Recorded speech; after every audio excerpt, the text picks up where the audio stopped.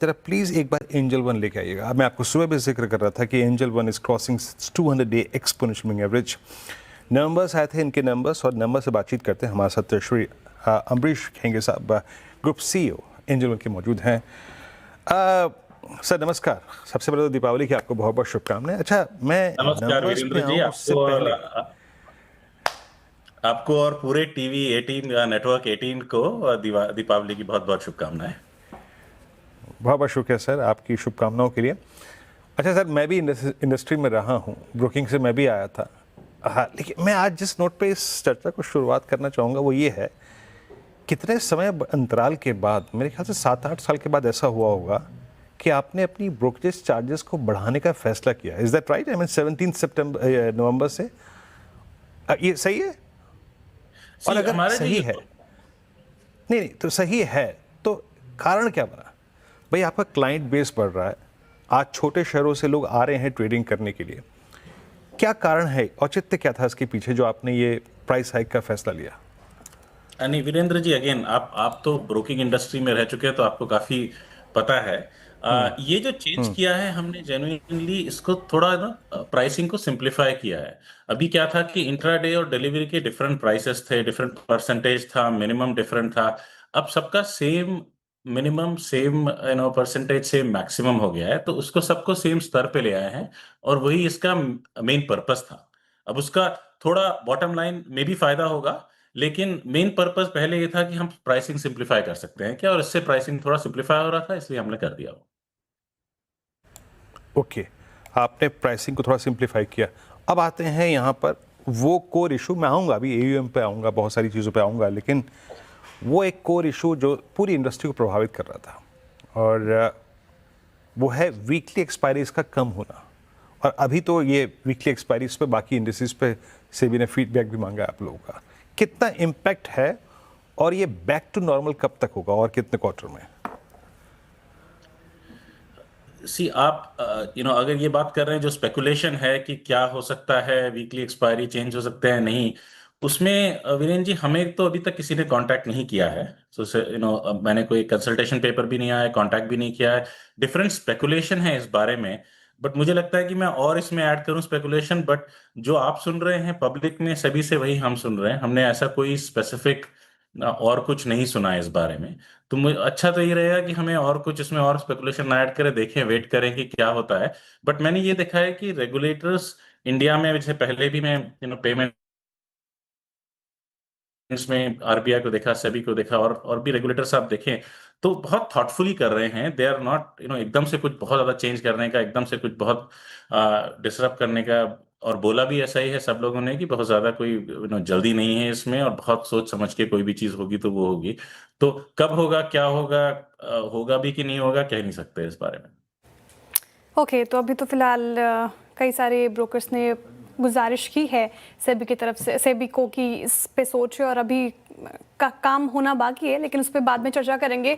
Good morning Amrish जी, श्रेया बात कर रही हूँ। अब रिजल्ट पे बात कर लेते हैं, और देख रही थी मैं डेटा, Q2 में कंपनी की जो रेवेन्यू है वो 5% और करीब करीब मुनाफा 85% बढ़ा है। तो किस सेगमेंट ने सबसे ज़्यादा कॉन्ट्रीब्यूट किया? ब्रोकिंग, वेल्थ मैनेजमेंट, लेंडिंग, किससे ज़्यादा कॉन्ट्रीब्यूशन आती हुई नजर आई? सी हम लोग का जो आपने बोला वो सही बोला कि बहुत ही स्ट्रांग क्वार्टर था। रेवेन्यू भी बढ़ा, पैट भी बढ़ा हमारा। अगेन आपने 85% वहाँ बोला है, लेकिन ऑफ कोर्स हम लोग उसे एडजस्टेड बेसिस पे दिखाते हैं। 10% क्वार्टर और क्वार्टर, वो भी बहुत स्ट्रांग है। जो ग्रोथ है इसमें, हम लोग रेवेन्यू ब्रेकअप दिखाते हैं कि हमारा जो करीब 60% है इसमें से वो आया ब्रोकिंग फीस से, और 32% आया, 32% आया इंटरेस्ट, वेरियस इंटरेस्ट इनकम से, और बाकी फिर अदर डीपी, डिस्ट्रीब्यूटरी, ये सब डिस्ट्रीब्यूशन वगैरह से। जो बहुत इंपॉर्टेंट बात है यहाँ पर ये है कि हम बेटर ऑपरेटिंग मार्जिन दिखा रहे हैं, बट ऑल्सो हमारा मार्केट शेयर इंक्रीज हो रहा है quarter over quarter, year over year. अगर आप देखें कि कैश में देख लें मार्केट शेयर, तो वो भी करीब 70 बेसिस पॉइंट बेटर हुआ। एफएनओ में भी 70 बेसिस पॉइंट बेटर हुआ। कमोडिटीज में आप देखें तो वो तो 800 बेसिस पॉइंट था, लेकिन अगर आप क्वार्टर ओवर क्वार्टर ना देखें, ईयर ओवर ईयर देखें, तो वो भी 300 बेसिस पॉइंट्स था।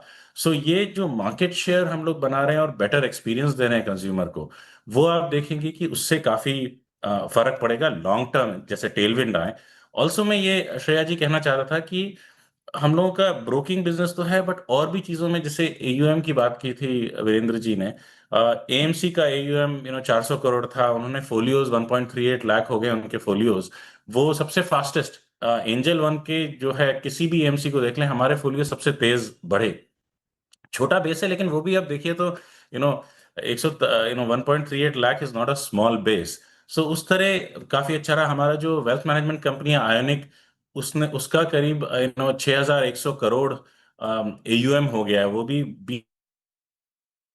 20% से ज्यादा, 21% बढ़ा। लैंडिंग में हम लोग लैंडिंग डिस्ट्रीब्यूशन जो करते हैं, उसमें लास्ट क्वार्टर में 230 करोड़ किया था, इस क्वार्टर में 460 करोड़ किया, तो करीब आप देखें 97% इंक्रीज वहां पे हुआ है। तो across the board of course ये तो है ही कि प्रॉफिटेबिलिटी और रेवेन्यू में स्ट्रॉन्ग क्वार्टर रहा, बट मार्केट शेयर एंड जो हम चीजें कर रहे हैं अभी डिस्ट्रीब्यूशन में, वो लॉन्ग टर्म हमको बहुत बेनिफिट देंगे श्रेया जी। बिल्कुल। एक और सवाल मेरा मार्जिन को लेकर है अमरीश जी। मार्जिन में भी देखें तो 10.5% की बढ़ोतरी हुई है। आगे चल के आने वाले क्वार्टर्स में सस्टेन करेगा और आपका विजन क्या है? जी जरूर, मार्जिन सस्टेन करेगा, और हम लोगों ने ये भी गाइडेंस दिया है कि मार्जिन एक्चुअली इंप्रूव होगा Shreya ji. In fact by the end of this year, ये ईयर एंड जो फाइनेंशियल ईयर का एंड होगा, उसमें हम लोगों का प्रेडिक्शन है कि एक्सपेक्टेड ये है कि 40 से 45% ओपीएम ऑपरेटिंग मार्जिन हो जाएगा जब हम लोग एग्जिट करें। तो आप ये देखेंगे कि मार्जिन तो इंक्रीज होना चाहिए, बिकॉज आप देख रहे हैं कि रेवेन्यू इंक्रीज हो रहे हैं, पैट बेटर हो रहा है। So that is a natural trajectory इसमें। ऑल्सो हम लोगों ने जनरली एफिशिएंट रहे हैं, कॉस्ट कंट्रोल में रखा है। अगर आप देखें जैसे एम्प्लॉय बेनिफिट कॉस्ट, Q1 और Q2 में एग्जैक्टली सेम ही था, उसमें कोई बढ़ोतरी नहीं हुई है। तो हमको लगता है ये परफॉर्मेंस कंटिन्यू होगा और बेटर होगा ऑपरेटिंग मार्जिन्स में। अमरीश जी, आखिरी प्रश्न पूछूंगा यहाँ पे, और इसको दो भागों में विभाजित करूंगा। एक तो कमोडिटीज़ का वाकई एडवांटेज आपको मिला है, जैसे कि आपने कहा कि एक सब्सटेंशियल जंप है यहाँ पे, ये ट्रेंड में एस्टेब्लिश हो पाएगा या नहीं हो पाएगा? और एक दूसरी चीज़, हाँ मतलब आपका पीएमएस कैसा कर रहा है, वहाँ पे एयूएम कितना है इस वक्त? अगर आप कमोडिटीज में देखें तो काफी बढ़ोतरी हुई है मार्केट शेयर में, और कमोडिटीज जनरली काफी ग्रोइंग है। बट अभी छोटा है हमारा, 6% करीब हमारा रेवेन्यू कमोडिटीज से आता है। तो बट उससे है फायदा, क्योंकि वो बढ़ता रहेगा। आई थिंक वो मार्केट भी एक्सपैंड होगा, बिकॉज अभी छोटा छोटा बेस है। सो आप देखेंगे कि उसमें काफी बढ़ोतरी होगी। पीएमएस आप अब मैं एएमसी की बात कर रहे हैं हम, बट पीएमएस स्पेसिफिकली हम अभी ब्रेकआउट उसमें उसका जो ब्रेकआउट है वो हमने टोटल, उसका जो एयूएम है वो 6100 करोड़ है, और एएमसी में जो टोटल एयूएम है वो 400 करोड़ है, वो हम लोग अनाउंस कर रहे हैं। ओके, चलिए अमरीश जी, बहुत बहुत शुक्रिया, बहुत बहुत शुक्रिया। और अच्छा, वो अगली बार आईपीएल आएगा तो आपका एडवर्टीजमेंट होगा कि नहीं होगा?